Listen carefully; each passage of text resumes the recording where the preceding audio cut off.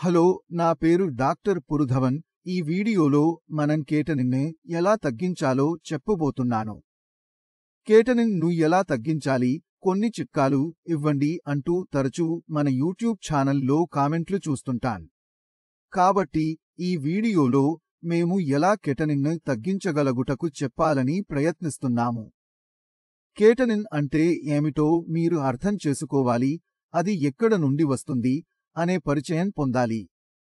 కెటనిన్ అనేది మన శరీరంలో ఉన్న ఒక ప్రోటీన్ వేస్తవన్ మరియు ఇది శరీరం నుండి తొలగించాలి అని అర్థం. మరి దాన్ని తొలగించే పని ఎవరు చేస్తారు? మూత్రాశయం. కాబట్టి BP, sugar, polycystic kidney, lupus, IGN ఇలా ఏ కారణం చేతనైనా కిడ్నీ పాడైపోతే కిడ్నీ పని వ్యర్థాలను బయటకు పంపలేకపోతుంది. ఫలితంగా రక్తంలో కెటానిన్, యూరియా స్థాయి పెరగడం మొదలవుతుంది. మరియు అక్కడ రోగి జీవితంలో అతనికి చేసే పెద్ద పొరపాట్లు కెటానిన్ తగ్గించడంలో పిచ్చకామెట్టాడు. అయితే ఆయన తన కిడ్నీపై పనిచేయాలి. ఎందుకంటే కిడ్నీ డ్యామేజ్ అవుతోంది. కేటనిన్ ను ఇంతకు ముందు మాదిరిగానే తయారు చేస్తున్నారు. అది బయటకు రావడం లేదనేది ఒక్కటే. కాబట్టి మనం కేటనిన్ తగ్గించాల్సిన అవసరం లేదు. కెటనిన్ తగ్గించడానికి మనం మూత్రపిండాలపై మాత్రమే పనిచేయాలి. కిడ్నీకి ఎలాంటి డ్యామేజ్ కలిగించకూడదు అని మొదలు పెట్టాలి. ఇప్పుడు ఏం తీసుకున్నారు? మీరు బీపీ మరియు షుగర్ని కంట్రోల్ చేస్తే మీ కిడ్నీలు చెడిపోయే సంభవాలు తగ్గాలి. మీ శరీరంలో గాయం ఉంటే మేము మందులు తీసుకుంటాము. అప్పుడు మందు నయం కాదు, వైద్యం స్వయంగా జరుగుతుంది. మందు అది కూడా మార్చదు, అది కూడా స్వయంగా గుణపడుతుంది. మన శరీరంలో ఈ ప్రాథమిక సిద్ధాంతాలను దానికి వర్తింపజేస్తే అవి సరైనవి లేదా తప్పనిసరిగా ఉంటాయి. ఖచ్చితంగా సరే. శస్త్రచికిత్స లేకుండానే ఏదైనా చికిత్స చేస్తుంటే ఆ మందు శరీరంలో వాతావరణాన్ని సృష్టిస్తోంది. శరీరం తనంతటితో పనిచేయడం సాధ్యంగా ఉంటుంది. అదేవిధంగా మీ కిడ్నీ పాడైపోతే మేము కిడ్నీ పైన పని చేయాలి. మూత్రపిండాలు దెబ్బతినకుండా తనను తాను పునరుద్ధరించుకునే వాతావరణాన్ని కిడ్నీకి ఇవ్వాలి. మరియు కిడ్నీలో కూడా ఈ గుణం ఉంటుంది. For example, if A person has kidney stones that need to be removed. మాకు ఇద్దరు ఉన్నారు. ఒక మూత్రపిండాన్ని తొలగించినా ఒకే కిడ్నీ ఉన్నప్పటికీ క్రియేటినిన్ మరియు యూరియా స్థాయి పెరగదు. కిడ్నీ తన కార్యాలను పెంచుకోవడం వలన ఉంది. హైపర్ట్రోఫీ ద్వారా మూత్రపిండాలు దాని పనితీరును పెంచడం ద్వారా క్రియేటినిన్ను పెంచవు. ఈ కిడ్నీ యొక్క గుణము ఇది. ఈ క్వాలిటీని ఉపయోగించేటప్పుడు ప్రతి కిడ్నీ ఫెయిల్యూర్ రోగిపై పని చేయాలి. మొదట ఆ వ్యాధిని అక్కడి నుంచి తొలగించామని, దానివల్ల కిడ్నీ దెబ్బతింటోందని. ఆ తర్వాత కిడ్నీ పనితీరును పెంచే వాతావరణాన్ని కిడ్నీకి ఇచ్చాన్. మూత్రపిండాలు పనిచేయడం ప్రారంభించిన వెంటనే క్రియేటినిన్ మరియు యూరియా స్థాయి తగ్గడం ప్రారంభమవుతుంది. ఇప్పుడు మరో మార్గం ఉంది. మనం క్రియేటిన్ ఉత్పత్తిని ఎలా నియంత్రించినా అది కిడ్నీలకు కారణంగా ఉన్న కేను తగ్గించడం ఏమి ప్రభావిస్తుంది. మన శరీరంలో క్రియేటినిన్ తక్కువగా ఉంటుంది. If creatinine levels decrease in our body, it means that the reports will show lower levels. ఇలా చేయవచ్చు. ఎక్కువ మంది వైద్యులు దీనిని ఉపయోగిస్తారు. ఎలా చేయాలో వివరిస్తాను. If you visit a doctor and he advises you to consume ghee, dori tinda, boiled food, turmeric and salt to your meals, limit your daily roti intake to eat porridge and khichdi. If the doctor makes your diet too strict and you start losing weight. మీరు చికిత్స ప్రారంభించారనుకోండి మరియు మీ బరువు 80 కిలోలు.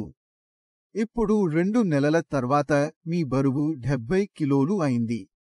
మీ శరీరం నుండి 10 కిలోల బరువు ఎక్కడికి పోయింది? మొదటిది కొవ్వు, రెండోది కండరాలు. మన శరీరంలో క్రియేటినిన్ ఉత్పత్తి మన కండరాల్లో ఉంటుంది. మన కండర ద్రవ్యరాశిని తగ్గిస్తే క్రియేటినిన్ విలువలో తేడాను మనం చూడవచ్చు.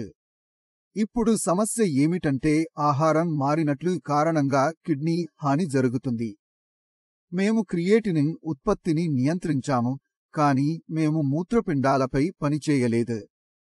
దీని పరిణామం ఇది 2 నెలల్లో తగ్గించబడుతుంది అని అర్థం. మొదటి నెలలో కొన్ని తగ్గుతుంది. మీ బరువు 80 కిలోలు మరియు మీ క్రియేటినిన్ స్థాయి 7 అని భావించండి. అప్పుడు అది 5కు తగ్గుతుంది. కానీ అది అక్కడ నిలువుగా ఉండలేరు. మీ వయస్సు 40 ఏళ్లు. You are 40 years old. If your creatinine level remains the same for the next 40 years, then the treatment is definitely correct. కానీ అది అక్కడ ఉండదు. 2 నెలల పాటు అక్కడే ఉండి తర్వాత పెరగడం పునరారంభం అవుతుంది. ఫలితం ఉన్నంత క్రియేటినిన్ మునుపటి కంటే ఎక్కువగా పెరిగింది. ఇప్పుడు శరీరంలో అనేక దోషాలు ఉన్నాయి. రోగి లేవలేకపోతున్నాడు. శ్వాస తీసుకోలేకపోతున్నాడు. హిమోగ్లోబిన్ తగ్గిపోయింది. కాళ్లలో వాపు మొదలైంది. రోగిని డయాలిసిస్కు తీసుకోవడం వల్ల శరీరంలో బలం లేదని వైద్యులు చెప్పుకున్నారు. మూత్రపిండాల వైఫల్య రోగులకు 2 లైఫ్లైన్లు ఉన్నాయని మీరు గుర్తుంచుకోవాలి.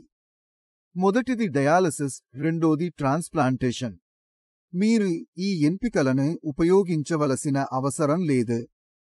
మీరు వాటిని తప్పక విడిచిపోవాలి, కాని వాటిని ఆపనివ్వకండి. మీ శరీర బరువు తగ్గించకూడదు. మీకు 2 జీవన రక్షలు ఉన్నాయని ఎప్పుడైనా మర్చిపోకుండా నెనరుకోండి. మేము వారిని ఆపము. వాటిని తెరిచి ఉంచాలి. తినేటప్పుడు ప్రోటీన్ తగ్గించాలి. ప్రోటీన్ ఆపండి. కానీ మంచి మోతాదులో కార్బోహైడ్రేట్లను తీసుకోండి. ప్రతి నెలలో మీ బరువును తనిఖీ చెయ్యండి. మీ బరువు తగ్గకుండా ఉండాలి. అది వదులుగా ఉంటే సమస్య వస్తుంది. నీ ఆకలి తీరకూడదు. సరిగ్గా తినలేకపోవడం, వాంతులు, వికారం, ఆహారం రుచికరంగా లేకపోతే ఇబ్బందులకు గురవుతారు. మీ శరీరం నుండి శక్తి పోతుంది, కాని రావడం లేదు. మేము తెలుసుకోవచ్చు కీలక సమయం ఉన్నాడని. మేము పేషెంట్ గ్రంథం తెరిచి చూడాలి. రోగికి బాగా తినడం మరియు శక్తి పొందడం కావాలి. అధికంగా తినితే అవని కిడ్నీ మంచిగా పనిచేస్తుంది. అతని మూత్రపిండాలు ఎంత మెరుగ్గా పనిచేస్తే అది రక్తాన్ని ఫిల్టర్ చేస్తుంది. The kidney function will decrease. అది పెరగడం లేకుండా క్రిందకు పడుతుంది. ఇలా కాదు, 2 నెలల తర్వాత అది పునరుత్పత్తి చేయబడుతుంది. మీరు ఇవ్వబడిన విషయాల మధ్య వ్యత్యాసాలను అర్థం చేసుకోవాలి. మీరు మీ మూత్రపిండాలపై పనిచేయాలి. నేను తదుపరి వీడియోలో మిమ్మల్ని కలవాలనుకుంటున్నాను. అప్పటి వరకు బై.